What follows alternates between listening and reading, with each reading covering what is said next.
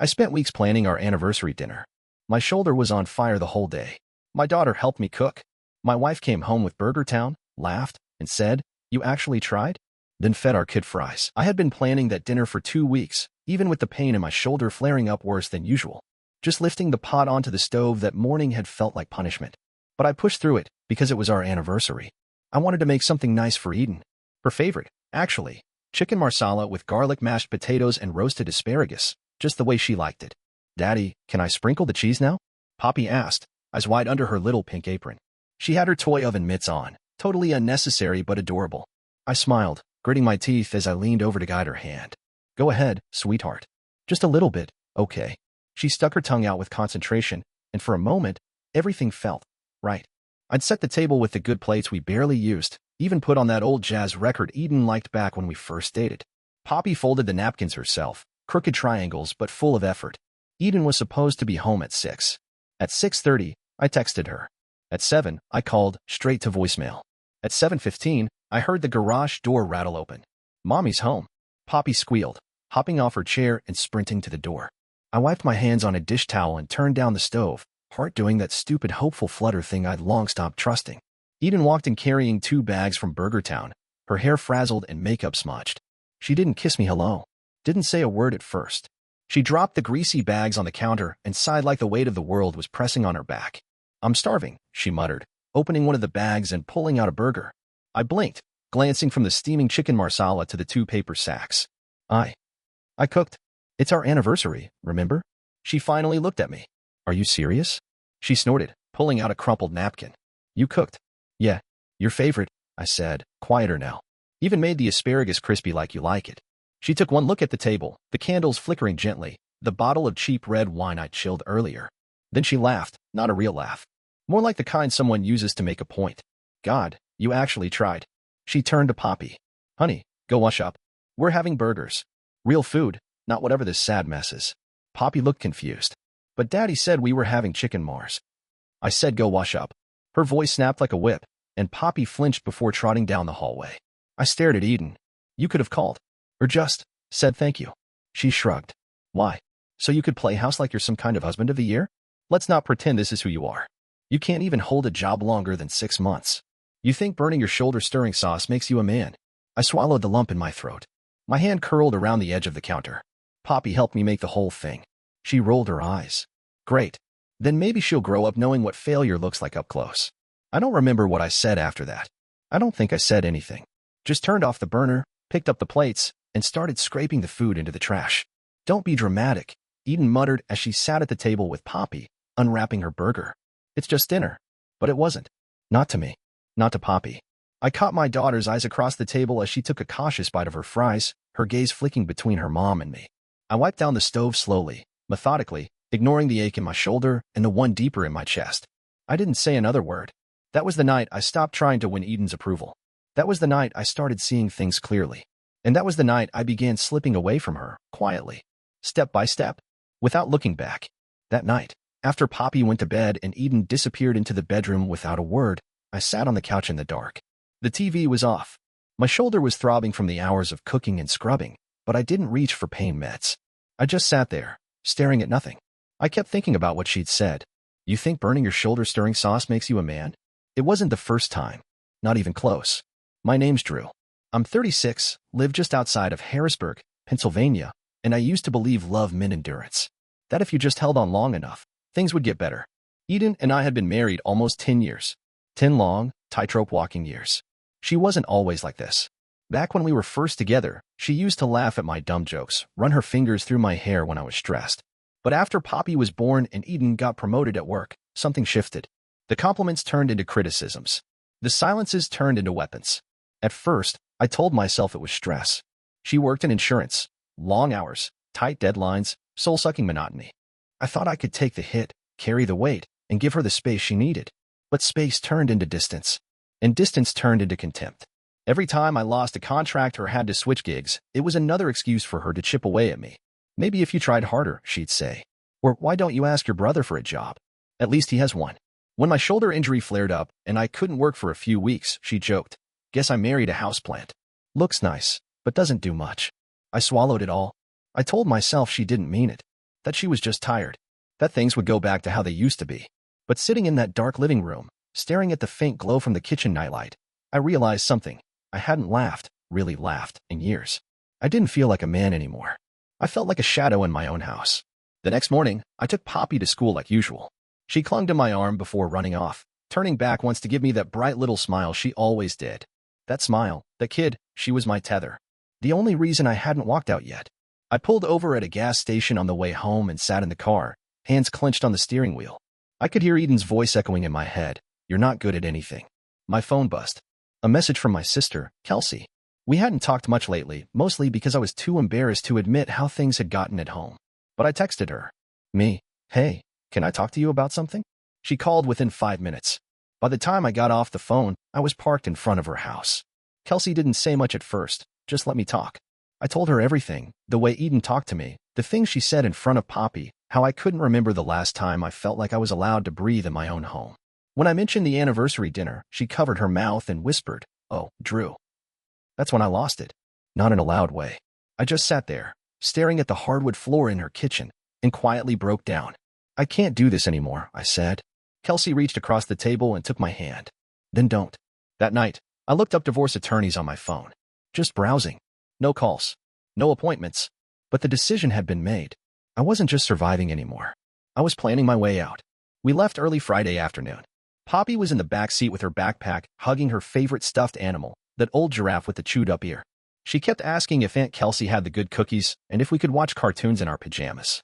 I told her yes to both, and she squealed. Eden didn't even ask where we were going. I left a note on the kitchen table. Taking Poppy to Kelsey's for the weekend. Don't call unless it's an emergency. I didn't hear anything back. Not a text.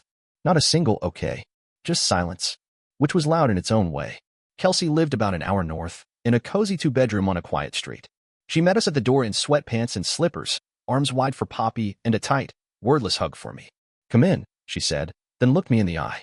We'll take care of you. That weekend, I let myself breathe. Kelsey had set up a little sleeping bag for Poppy in the living room and filled the kitchen with snacks. We made cookies together, the kind where Poppy ate half the dough and got flour all over the floor. Saturday morning, she and Kelsey built a blanket fort and binge-watched some cartoon about talking vegetables while I sat at the kitchen table drinking coffee that tasted like peace. It was quiet. No sharp remarks. No side eyes. No one rolling their eyes when I forgot to put something away or asking me how I planned to contribute to a real adult life. Just calm. That night, after Poppy fell asleep on the couch with chocolate on her cheek and a blanket around her, I pulled out my phone. Kels, I said, hesitating. There's something I want you to hear. I had recorded it. The anniversary dinner. The whole thing, Eden's voice mocking my cooking, telling Poppy not to end up with a failure, and the sound of me scraping dinner into the trash while they bit into fast food burgers.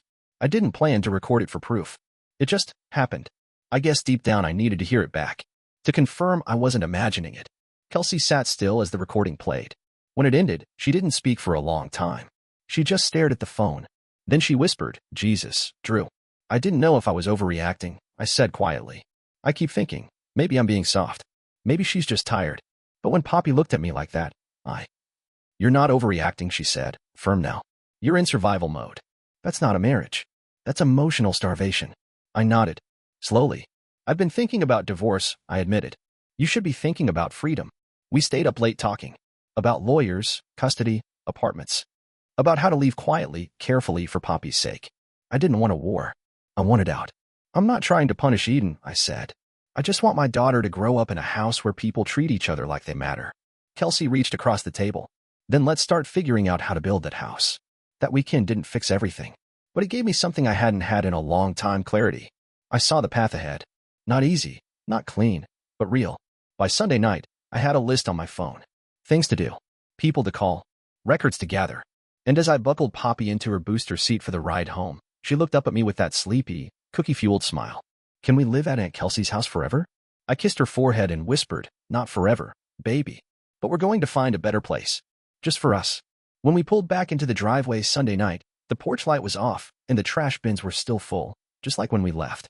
Eden's car was in the garage, but the house felt hollow, like even it had given up pretending. She was in the bedroom with the door closed. Didn't come out to say hello. Didn't ask where we'd been. Just silence. That was fine with me. I didn't want to fight. I wanted time. I knew now I had to play the long game. First step, finances.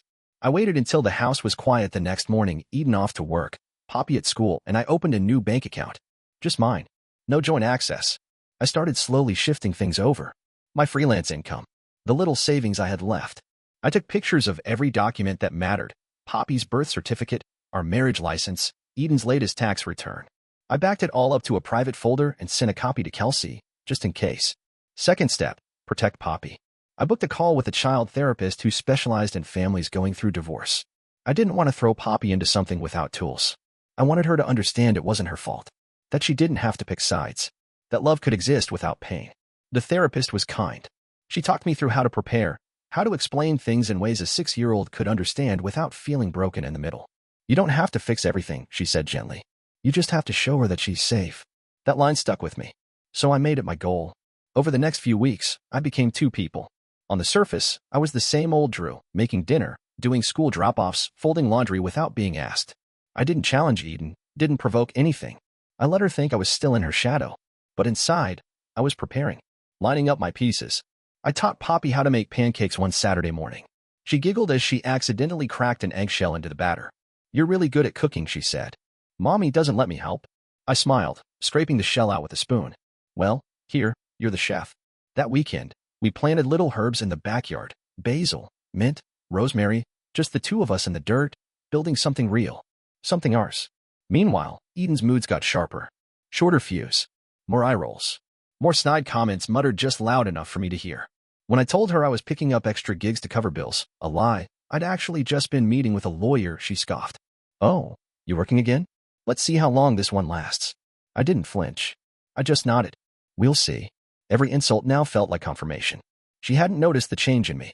She still thought I was her punching bag. But I wasn't. Not anymore. One night, after I put Poppy to bed, I stood in the kitchen for a long time staring at the spice rack. The same one Eden used to laugh at me for buying. What, you think you're a chef now, she'd said. But that night, I looked at it and felt calm. Because I knew the quiet man she thought she could control was already gone. And the man who was going to walk away? He was just getting started. I wasn't looking for proof of anything. I really wasn't. I was just trying to download a tax form from Eden's old laptop, the one she used before her work gave her that newer one. And that's when I saw the messages. A folder buried in the Downloads tab. Not labeled anything obvious. Just a string of random letters. But when I opened it, there it was, screenshots. Messages between her and her boss. I didn't need to read much. The tone said everything. I wish I could spend every night like that again. Don't tempt me. You know how weak I get when you say that. My husband's clueless. He thinks I work late because I'm stressed. My stomach turned. There were dozens of them. Weeks worth. Flirty, smug, shameless. Some of them dated back to before the anniversary dinner. I sat there for a long time, staring at the screen. She was already gone. I think I knew that deep down. The way she looked past me at dinner, the way she rolled her eyes when I spoke, that wasn't just exhaustion. That was disdain. But seeing it in print? That was different. I printed out a few of the worst messages. I didn't yell. I didn't throw anything. I just folded them neatly and tucked them into an envelope. That weekend, I called her parents and asked if we could meet. Just the three of us. They looked surprised when I showed up at their place, especially without Eden. Her mom made tea. Her dad offered me a seat. What's this about, Drew? Her father asked. I slid the envelope across the table. They hesitated. Then her mother opened it. I watched their expressions change in real time. Her mom went pale. Her dad leaned back and rubbed his face like he was trying to stay calm. This isn't real, her mom whispered.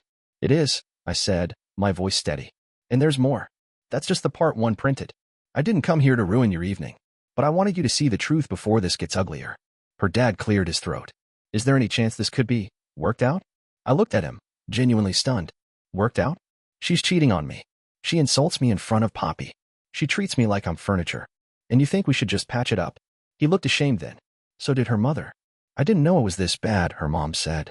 I thought you were just struggling with the adjustment, that may be the stress. It's not stress, I said quietly. It's cruelty. I pulled out my phone next and played a short clip. The recording from the anniversary dinner.